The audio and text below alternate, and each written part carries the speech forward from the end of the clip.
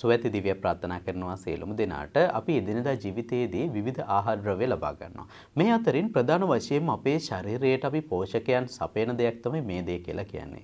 ප්‍රධාන වශයෙන්ම අපි මේදේ ලබා ගන්නවා අපේ ආහාර පිළියෙල කරගද්දී එකතු කරන තෙල් විශේෂ වලින්. පොල් තෙල් වෙන්න පුළුවන්, ඔලිව් ඔයිල් වෙන්න පුළුවන්, කැනෝලා ඔයිල් වෙන්න පුළුවන්. ඒ වගේ විවිධ ඔයිල් වර්ග අපි පාවිච්චි කරනවා. මීට අමතරව විවිධ බටර් වර්ග, ඒ වගේම මාගරින් වර්ග මේ වගේ විවිධ ද්‍රව්‍ය භාවිතා කරමින් අපි අපේ පෝෂණ අවශ්‍යතාවය සපුරා ගන්නවා. ඒ වගේම ආහාරයට ප්‍රධාන වශයෙන්ම රසයක් එකතු කරගන්න අපි මේ තෙල් වර්ග භාවිතා කරනවා. ඇත්ත වශයෙන්ම තෙල් වර්ගයක් තෝරා ගැනීමේදී අපි සැලකිලිමත් වෙන්න ඕනේ මොන වගේ කරුණුද? ඒ පිළිබඳව අපි දැනගෙන ඉන්න ඕන කාරණා මොනවද? අපේ ශරීරයට ඇතිවිය හැකි හානිකර තත්ත්ව මොනවද? ඒවා වළක්වා ගනිමින් අපි මේවා භාවිතා කරන්නේ කොහොමද? මෙන්න මේ සියලුම කාරණා පිළිබඳව අද අපි මේ වැඩසටහනින් කතා කරමු. රැඳී සිටින Nutritionist සමගින්. ඔබත් තරබාරුකම නිසා පීඩා විඳින කෙනෙක්ද? එක එක දේවල් අත්හදා බැලුවට සාර්ථකුනේ නැද්ද? බෝරින් ඩයට් ප්ලෑන් කරලා එපා වෙලාද? එහෙනම් ලංකාවේ අංක 1 Nutritionist online weight management clinic එකට අදම ජොයින් වෙන්න. දිවයිනේ ජනප්‍රියතම දක්ෂ පළපුරුදු වෛද්‍ය සභාවේ ලියාපදිංචි පෝෂණවේදී හිරෝෂන් ජයරංග මහතා තමයි මේ සායනය මෙහෙවන්නේ. ජනප්‍රිය රෝහල් වලට පමණක් සීමාව තිබූ Nutritionist සායනයට දැන් ඔබ ලෝකයේ කොහේ සිටියත් ඔබට සම්බන්ධ වෙන්න පුළුවන්. පළමු සතියේ සිටම ප්‍රතිඵල අත්කර ගන්න. අදම ලියාපදිංචි වන්න. 07600යි 50620ට ඔබේ නම සටහන් කර WhatsApp කෙටිපණිවිඩයක් යොමු කරන්න. වැඩි විස්තර සඳහා 071යි 8යි 620යි 620 අංකය අමතන්න. ශ්‍රී ලාංකිකයන් විදියට අපි බහුල වශයෙන්ම භාවිතා කරන තෙල් ආකාරය තමයි පොල් තෙල් කියලා කියන්නේ. ඉතින් මෙන්න මේ පොල් තෙල් කියන එක හැදිලා තියෙන්නේ කොහොමද කියන කාරණය පිළිබඳව අපි මුලින්ම අවධානය යොමු කළොත් අපිට පහසු වෙයි අපේ සම්පූර්ණ සාකච්ඡාවේදී අපි කියන දේවල් හොඳින් අවබෝධ කරගන්න. ඉතින් ඒ නිසා මම මෙහෙම පැහැදිලි කරන්නම්. සාමාන්‍යයෙන් පොල් තෙල් වල 90%ක වගේ ප්‍රමාණයක් අන්තර්ගත වෙලා තියෙන සංතෘප්ත මේදය. ඉතින් ඉතුරු කොටස අසන්තෘප්ත මේදේ තියෙනවා කියලා අපිට කියන්න පුළුවන්.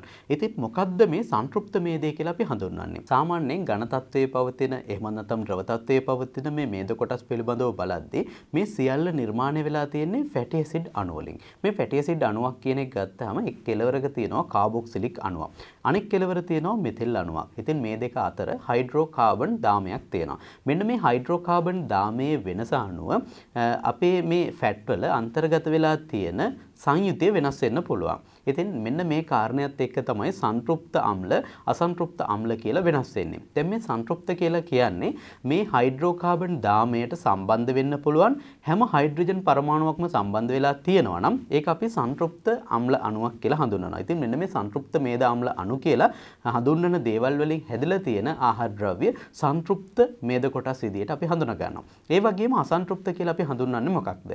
දැන් මේ අපි කතා කරපු හයිඩ්‍රෝකාබන් දාමේ මැද ඩබල් බොන්ඩ්ස් එහෙම නැත්නම් ද්විත්ව බන්ධන පවතිනවා. ඒ කියන්නේ එයාට සම්බන්ධ කරගන්න පුළුවන් සියලුම හයිඩ්‍රජන් පරමාණු සම්බන්ධ කරගෙන පවතින්නේ නැහැ. ඉතින් එවැනි අවස්ථාවක් අපි හඳුනාගන්නේ ඇත්තටම අසන්තෘප්ත මේදයක් කියලා. මේ අසන්තෘප්ත මේද අම්ල අණුත් අනිවාර්යයෙන්ම කොටස් දෙකකට වෙන් වෙනවා. ඒ කොටස් දෙකෙන් එකක් තමයි මොනෝ අන්සැචුරේටඩ් ෆැටි ඇසිඩ් කියන එක. ඒ කියන්නේ MUFA කියලා බොහෝ විට අපි හඳුනා ගන්නවා. මේ මොනෝ අන්සැචුරේටඩ් ෆැටි ඇසිඩ් කියලා කියන්නේ මේ හයිඩ්‍රෝකාබන් දාමයට සම්බන්ධ වෙන්න පුළුවන් තව හයිඩ්‍රජන් පරමාණු දෙකකට විතරයි. ඒ කියන්නේ එක ඩබල් බොන්ඩ් එකක් විතරයි තියෙන්නේ. එවැනි ෆැටි ඇසිඩ් වර්ග අපි හඳුන්වන්නේ MUFA කියලා මොනෝ අන්සැචුරේටඩ් ෆැටි ඇසිඩ්.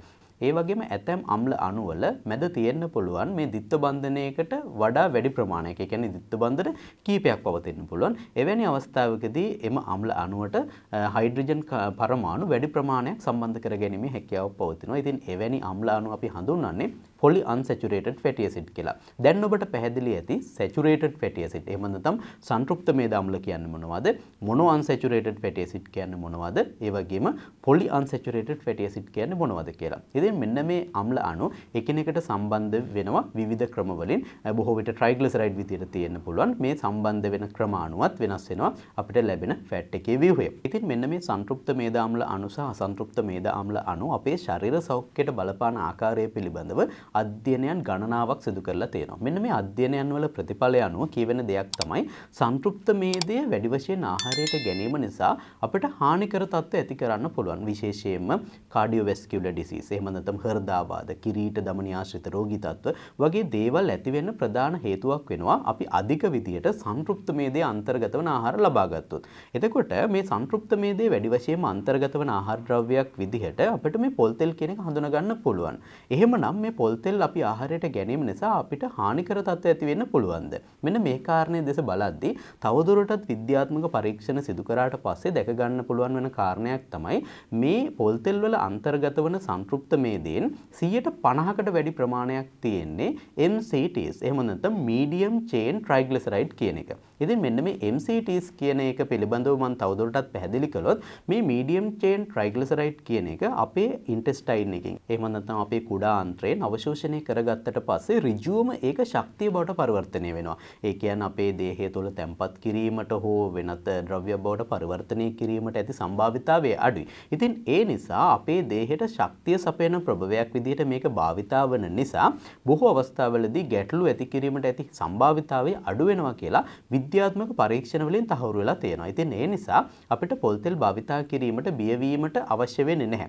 නමුත් සංතෘප්ත මේදය බහුල වශයෙන්ම අන්තර්ගත වන සත්ව ආහාර පිළිබඳව අපි විශේෂයෙන් අවධානය යොමු කරන්න ඕනේ. මස් වගේ දේවල් ගත්තාම, බිත්තර වගේ දේවල් ගත්තාම, ඒ වගේම කිරි වගේ ආහාරවල සංතෘප්ත මේදය බහුල වශයෙන් තියෙනවා. ඉතින් ඒවල අන්තර්ගත වන සංතෘප්ත මේදය අපේ දේහයට අහිතකර විදියට බලපෑමේ හැකියාව වැඩි. ඉතින් ඒ නිසා අපේ දේහයට සපයන මේද ප්‍රමාණය පිළිබඳව අපි සැලකිලිමත් වෙන්න ඕනේ. අපි ඉදිරියට ඒ පිළිබඳව විශේෂයෙන්ම කතා කරමු ගත යුතු ප්‍රමාණ පිළිබඳවත්. ඒත් එක්කම අපි අසන්තෘප්ත මේදය, මේ අසන්තෘප්ත මේදේ කොටස් දෙකක් තියෙනවා කියලා දැන් ඔබ දන්නවනේ. එයින් එකක් තමයි monounsaturated fatty acid කියන එක. ඉතින් මෙන්න මේ monounsaturated fatty acid එහෙම නැත්නම් MUFA කියන එක අපේ දේහයට හිතකර තත්ත්ව ඇති කරනවා කියලා මේ වෙනකොට සිදු කරපු වෛද්‍ය විද්‍යාත්මක පරීක්ෂණ වලින් තහවුරු වෙලා තියෙනවා. ඉතින් ඒ නිසා හෘදයාබාධ වගේ රෝගී තත්ත්වවලට ගොදුරු වීමේ සම්භාවිතාවය අඩු කර ගැනීම සඳහා වර්තමාන ජනතාව MUFA වැඩිපුර ආහාරයට ගන්න පෙළඹිලා තියෙනවා. මේ MUFA කියන එක අන්තර්ගත වෙලා තියෙන්නේ මොන ඔයිල් වලද? ඇත වශයෙන්ම කැනෝලා ඔයිල් වල, ඒ වගේම නට්ස් වර්ග භාවිතා කරලා සකස් කරන ඔයිල් වල, විශේෂයෙන්ම ඔලිව් ඔයිල් වල අන්තර්ගත වෙලා තියෙන මේ MUFA කියන ඔයිල් එක. ඉතින් මෙන්න මේ කාරණේ නිසා අපිට මේ වගේ ඔයිල් වර්ග භාවිතා කරන්න පුළුවන්. ඉතින් මේ වගේ ඔයිල් වර්ග භාවිතා කිරීමේදීත් සැලකිලිමත් යුතු කාරණා කීපයක් තියෙනවා. අපි ඉදිරියට මේ පිළිබඳව මේ සාකච්ඡාවේදී කතා කරනවා. ඒ වගේම මේ polyunsaturated fatty acid කියන එක අපිට බලපාන්නේ කොහොමද? polyunsaturated fatty acid කියන එකේ තේරුම ඔබ මේ වෙනකොටත් දන්නවා. මෙන්න මේ polyunsaturated fatty acid ආකාර තමයි omega 3, omega 6 වගේ fatty acid වර්ග. ඉතින් ඒවා අපේ ශරීරයට හිතකර තත්ත්ව ඇති කරනවා කියලා නියුට්‍රින් පොනර්මන ඔබ මේ වෙනකොටත් දන්නවා. ඉතින් මේ වගේ omega 3 fatty acid අන්තර්ගත වෙන දේවල් පිළිබඳව කතා කරද්දී මුලින්ම ඔබ දන්නවා fish oil වල, මාළු තෙල් වල මේ omega 3 fatty acid අන්තර්ගත වෙනවා කියලා. ඉතින් ඒ නිසා ඒක අපේ ශරීරයට හිතකර තත්ත්ව ඇති කරනවා. මීට අමතරව corn oil වගේ දේවල් වල, sunflower oil වගේ දේවල් වල, sesame oil වගේ දේවල් වල ප්‍රධාන වශයෙන්ම අපි මේ කතා කරන PUFA කියන එක, එහෙම නැත්නම් polyunsaturated fatty acid කියන එක අන්තර්ගත වෙලා තියෙනවා. ඉතින් ඔබ වෙළඳ පොලෙන් යම්කිසි ආහාර ද්‍රව්‍යයක් මිලදී ගද්දී, එහෙම නැත්නම් ඔබ තෙල් එකක් මිලදී ගද්දී ඔබට බලන්න පුළුවන් ලේබල් එක. ලේබල් එක බලලා සංතෘප්ත මේදේ කොපමණ ප්‍රමාණයක් අන්තර්ගත වෙනවද? ඒ වගේම අසන්තෘප්ත මේදේ කොපමණ ප්‍රමාණයක් තියෙනවද? MUFA කොච්චරක් තියෙනවද? PUFA කොච්චරක් තියෙනවද කියලා ඔබටම බලා ගැනීමේ හැකියාවක් පවතිනවා. ඉතින් ඔබ නිකමටවත් ඔබ තෙල් බෝතලයක් ලබා ගද්දී මේ ලේබල් එක කියවලා බැලුවද? ඒ වගේම තවත් මේ ආකාරයක් මේ ආකාරයට අපේ ආහාර ඔස්සේ අපිට ලැබෙන්න පුළුවන්. ඒ තමයි ට්‍රාන්ස් මේදය කියන්නේ. ඇත්ත වශයෙන්ම ඔබ අනිවාර්යයෙන්ම දැනගෙන ඉන්න ඕන දෙයක් තමයි මේ ට්‍රාන්ස් මේදය කියන්නේ. මේ ට්‍රාන්ස් මේදය කියන්නේ මොකක්ද කියන එක මම කෙටි පැහැදිලි කිරීමක් කරන්නම්. දැන් ඔබ දන්නවා අපේ හයිඩ්‍රෝකාබන් චේන් එකේ මැද ද්විත්ව බන්ධන පවතින්න පුළුවන්. ඒ කියන්නේ අපේ මේ අසන්තෘප්ත මේද ආම්ලවල තමයි මේ වගේ තත්ත්වයක් ඇති වෙන්න පුළුවන් වෙන්නේ. මේ ද්විත්ව බන්ධනවල ව්‍යුහයන් දෙකක් තියෙනවා. එකක් ට්‍රාන්ස් ව්‍යුහය, අනිත් එක තමයි සිස් ව්‍යුහය. ඒකේ පරමාණු පිහිටලා තියෙන ස්වභාවය අනුව තමයි මේක වෙනස් වෙන්නේ. සාමාන්‍යයෙන් ආහාරවල ට්‍රාන්ස් මේදය අන්තර්ගත වෙන්නේ නැහැ. නමුත් යම් යම් ආහාර සකස් කරන ක්‍රමවේදයන් වලදී ඒකේ අන්තර්ගත වෙලා තියෙන මේද කොටස් ට්‍රාන්ස් මේදය බවට පරිවර්තනය වීමේ හැකියාව පවතිනවා. උදාහරණයක් විදියට අපි එදිනෙදා ජීවිතයේදී ගැඹුරු තෙලේ බැදීම හඳුන්වා දෙන්න පුළුවන්. සාමාන්‍යයෙන් අපි මේ මේ ගැඹුරු තෙලේ බෙදීම සිදු කරාට පස්සේ සිස් මේදයේ තිබිච්ච ඒවා ට්‍රාන්ස් මේදයේ බවට පරිවර්තනය වෙන්න පුළුවන්. මේ ට්‍රාන්ස් මේදය කියන එක අපේ ශරීරයට ඉතාම අහිතකර විදියට බලපෑම් ඇති කරනවා. සාමාන්‍යයෙන් පිළිකාමය තත්ත්ව දක්වා වර්ධනයීමේ හැකියාවකුත් පවතිනවා.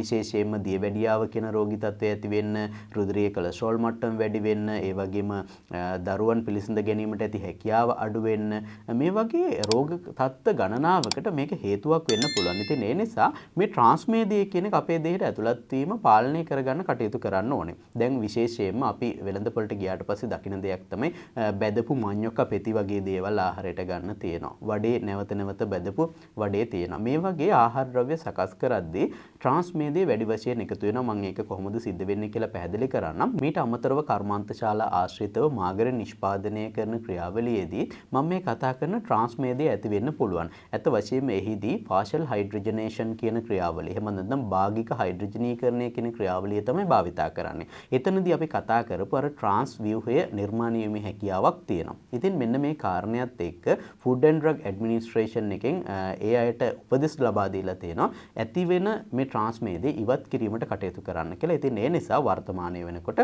මේ මාගරින් වගේ දේවල් නිෂ්පාදනය කරද්දී භාගික හයිඩ්‍රජනීකරණය කියන ක්‍රියාවලිය භාවිතා කළත් නිෂ්පාදනයේ අන්තඵලයට එනකොට ඒක ඉවත් කිරීමට කටයුතු කරනවා කියලා තමයි මේ වෙනකොට අපිට හඳුනා ගන්න තියෙන්නේ. ඉතින් ඒ නිසා දැනට පවතින මාගරින් වල ට්‍රාන්ස් මේදය අන්තර්ගත වෙන ප්‍රමාණය පිළිබඳව අදහසක් ඔබට ගන්න පුළුවන් ලේබල් එක කියවලා. මාගරින් වගේ දේවල් වල මේ ලේබල් එක කියවලා අපිට අදහසක් ලබා ගන්න පුළුවන් වුණත් අපි එදිනදා ජීවිතයේදී වෙළඳපොළට ගිහිල්ලා වඩේ වගේ දෙයක්, බෙදපු මඤ්ඤොක්ක පෙති වගේ දෙයක්, අලපෙති වගේ දෙයක් ආහාරයට ගද්දී ඒකේ ලේබල් එකක් නැහැ. ඉතින් ඒ නිසා අපි දන්නේම නැතුව අධික විස සහගත සංඝටක අපේ දෙහයට එකතු වෙනවා. සාමාන්‍යයෙන් අපි තෙල් එකක් රත් කරද්දී මේක ස්මෝකින් පොයින්ට් එකට දුම් දාන තත්ත්වයට යනවා. මෙන්න මේ දුම් දාන තත්ත්වයට ගියාට පස්සේ මේක තුල විවිධ ප්‍රතික්‍රියාවන් ගණනාවක් සිදු වෙනවා. ඔක්සිඩේෂන් එකක් වෙන්න පුළුවන්, අයිසෝමරයිසේෂන් වෙන්න පුළුවන්, මේ වගේ ප්‍රතික්‍රියාවන් ගණනාවක් සිද්ධ වෙනවා. මේ ප්‍රතික්‍රියා ගණනාවක ප්‍රතිඵලයක් විදිහට වාෂ්පශීලී සංඝටක නිෂ්පාදනය වෙනවා. මීට අමතරව ටොක්සික් ද්‍රව්‍ය, ඒ කියන්නේ විස සහගත ද්‍රව්‍ය නිෂ්පාදනය වෙනවා. මේ නිෂ්පාදනය වෙන විස සහගත ද්‍රව්‍ය මේ තෙල් වල තැවරිලා අපේ ආහාරයේ තැවරිලා තියෙන්න පුළුවන්. ඒවා අපේ ආහාරයට එකතු වීමේ සම්භාවිතාවයක් තියෙනවා. නැවත නැවත බැදීමේ ක්‍රියාවලියේදී මේ සංඝටක ප්‍රමාණය වැඩි වෙනවා. මෙන්න මේ නිසා තමයි අර එකම තෙල් එක නැවත නැවත බැදීම සඳහා භාවිතා කරන්න එපා කියන්නේ. ඒ වගේම විශේෂයෙන්ම කියන්න ඕන දෙයක් තමයි මේ බැදීම. එහෙම නැත්නම් මේ ඩීප් ෆ්‍රයි කිරීම සඳහා භාවිතා කරන ඔයිල් එක පිළිබඳව අපි අවධානය යොමු කරන්න ඕනේ. මේ වගේ ඉහළ උෂ්ණත්ව තත්ත්ව වලට පවත්වා ගනිමින් යම්කිසි ආහාර ද්‍රව්‍යයක් සකස් කරනවා නම් එතනදී ස්මෝක් පොයින්ට් එක තරමක් ඉහළ තෙල් ආකාරයක් භාවිතා කරන්න ඕනේ. සාමාන්‍යයෙන් මේ පාම් ඔයිල් වගේ දේවල්, පොල් තෙල් වගේ දේවල් ගත්තාම ඒවල ස්මෝක් පොයින්ට් එක තරමක් ඉහළ නිසා අපිට පුළුවන් වෙනවා වැඩි උෂ්ණත්වයක පවත්වා ගනිමින් අපේ අවශ්‍යතාවය ඉටු කරගන්න. නමුත් ස්මෝක් පොයින්ට් එක තරමක් අඩු තෙල් වර්ග භාවිතා කිරීම නිසා මම අර කතා කරපු අහිතකර රසායනික ද්‍රව්‍ය ඇතිවීමේ සම්භාවිතාවය වැඩි වෙනවා. ඉතින් එම නිසා ඔබ ආහාර ද්‍රව්‍ය සකස් කරද්දී ඊට සුදුසු තෙල් වර්ගයේ තෝරා ගැනීම වඩාත් යෝග්‍ය වෙනවා. අපි කතා කරපු ඔලිව් ඔයිල් වගේ දේවල්, අපි මේ කියන මූෆා වගේ ඔයිල් කාණ්ඩයට අදාළ ඔයිල් වර්ග වැඩිපුර අන්තර්ගත වෙන ඔයිල් වර්ගයක් ඔබ තෝරා ගන්නවා නම් මේක සුදුසු වෙන්නේ සාමාන්‍ය පිසීමේ ක්‍රියාවලීන් වලදී, එහෙම නැත්නම් අමුයෙන් භාවිත කරන සැලඩ් ඩ්‍රෙසින් වගේ දේවල් සඳහා. නමුත් ඔබ ගැඹුරු තෙලේ බදින ක්‍රියාවලියක් සඳහා යම්කිසි තෙල් එකක් තෝරද්දී අපි මේ කතා කරන බොයිලින් පොයින්ට් එක, එහෙම නැත්නම් මේ ස්මෝකින් පොයින්ට් එක පිළිබඳව සැලකිලිමත් වෙලා තෝරාගත්තොත් අපිට පුළුවන් වෙනවා ආරක්ෂාකාරී වෙන්න. ඒ වගේම ඔබගේ මුළු තැන්ගේ වෙන්ටිලේෂන් එක පිළිබඳව සැලකිලිමත් වෙන්න ඕනේ. ඔක්සිජන් ප්‍රමාණය අඩු වෙන්න අහිතකර ද්‍රව්‍ය නිෂ්පාදනය වීමේ හැකියාව වැඩි වෙනවා. අහිතකර ප්‍රතික්‍රියාවන් සිදු වීමේ හැකියාව වැඩි වෙනවා. ඉතින් ඒ නිසා හොඳින් වාතාශ්‍රය ලැබෙන පරිසරයක ඔබගේ ආහාර පිළියෙල කිරීම ඔබට සිදු කරන්න පුළුවන් නම් අහිතකර සංඝටක නිෂ්පාදනය වීමට ඇති හැකියාව අඩු කරගන්නත් අපට පුළුවන් වෙනවා. දැන් ඔබට අවබෝධයක් ඇති යම්කිසි තෙල් ආකාරයක් තෝරා බේරා ගැනීමේදී ඔබ කටයුතු කරන්න ඕනේ කොහොමද කියලා. ලේබල් එක කියවලා සංතෘප්ත මේදේ අන්තර්ගත වෙන ප්‍රමාණය පිළිබඳව, අසංතෘප්ත මේදේ අන්තර්ගත වෙන ප්‍රමාණය පිළිබඳව, ට්‍රාන්ස් මේදේ අන්තර්ගත වෙන ප්‍රමාණය පිළිබඳව සැලකිලිමත් වෙලා තමයි ඔබගේ තෙල් ආකාරය ඔබ තෝරා ගන්න ඕනේ. ඉන් අනතුරු ඔබ භාවිතා කරන තෙල් ප්‍රමාණය පිළිබඳව සැලකිලිමත් වෙන්න ඕනේ.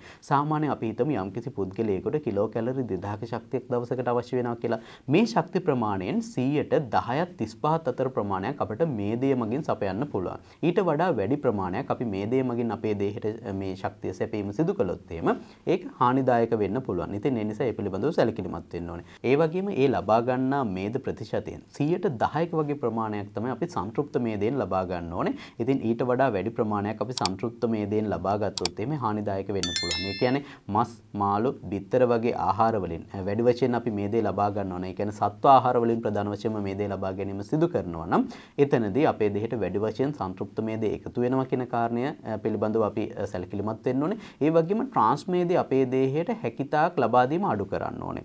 ඔබ ලබා ගන්නේ නැතුව ඉන්නවා නම් තමයි වඩාත්ම යෝග්‍ය කාරණේ වෙන්නේ. නමුත් විවිධ ආහාර ද්‍රව්‍ය සකස් කිරීමේදී යම් ප්‍රමාණයක් හෝ අපේ දෙහයට එකතු වීමේ හැකියාවක් පවතිනවා. ඉතින් ඒ නිසා ට්‍රාන්ස් මේදේ එකතු වෙන ප්‍රමාණය අඩු කරන්නට නම් ඔබ ප්‍රොසෙස් ෆුඩ් වර්ග මිලදී ගැනීම අඩු කරන්න ඕනේ. ඉතින් ඔබ ලේබල් එක කියවලා බලද්දී ප්‍රොසෙස් ෆුඩ් වර්ගවල අන්තර්ගත වන ට්‍රාන්ස් මේදේ ඔබට හඳුනා ගන්න පුළුවන්. මීට අමතරව මම අර කියපු ගැඹුරු තෙලේ බදින ලද ආහාර ඔබ හැකිතාක් අඩු කළොත් ඔබට මෙවැනි තත්ත්වවලට පත්වීමේ අවදානම අඩු කරගන්න පුළුවන්. සාමාන්‍යයෙන් අපේ දේහයට ෆැට් ග්‍රෑම් එකක ප්‍රමාණයක් ලබා ගත්තොත් ඒ කියන්නේ මේදේ ග්‍රෑම් එකක ප්‍රමාණයක් ලබා ගත්තොත් කිලෝ කැලරි 9ක වගේ ශක්ති ප්‍රමාණයක් ලැබෙනවා. මේක අපි සාපේක්ෂව බලද්දී තරමක් වැඩි අගයක්. මොකද කාබෝහයිඩ්‍රේට් ග්‍රෑම් එකක් හෝ ප්‍රෝටීන් ග්‍රෑම් එකක් අපි ලබා ගත්තොත් අපේ දේහයට කිලෝ කැලරි 4ක් වගේ ප්‍රමාණයක් තමයි ලැබෙන්නේ. නමුත් අපි මේදේ ග්‍රෑම් එකක් ලබා ගත්තොත් කිලෝ කැලරි 9ක් ලැබෙනවා කියන කාරණය මතක තියාගන්න ඕනේ. ඉතින් වැඩිපුර ශක්තිය අවශ්‍ය වෙන පුද්ගලයෙකුට ඔබගේ ආහාරයට එකතු කරගන්න මේද ප්‍රමාණය වැඩි කරගන්න පුළුවන්. නමුත් තරබාරු පුද්ගලයන්ට මේදය වැඩිපුර ආහාරයට ගන්න එපා කියලා කියන්නේ මෙන්න මේ කාරණේ නිසා. ඉතින් මම හිතනවා මේ තෙල් වර්ග භාවිතා කිරීම සම්බන්ධයෙන් ඔබ යම්කිසි අවබෝධයක් ලබා ගන්න ඇති කියලා. ඉතින් ඔබට පවතින ගැටලු පහළ කමෙන්ට් සෙක්ෂන් එක කරා යොමු කරන්න. අපි ඉදිරියේදී පිළිබඳව කතා කරමු. ඉතින් මේ ලබාගත් දැනුම ඔබගේ ආහාර සකස් කිරීමේදී ඔබගේ ආහාර තෝරා බේරා ගැනීමේදී භාවිතා කරයි කියලා මම බලාපොරොත්තු වෙනවා. තවත් අරුත්බර වැඩසටහනකින් හමු වෙමු. එතෙක් ඔබට සුවති දිවියක් ප්‍රාර්ථනා කරනවා.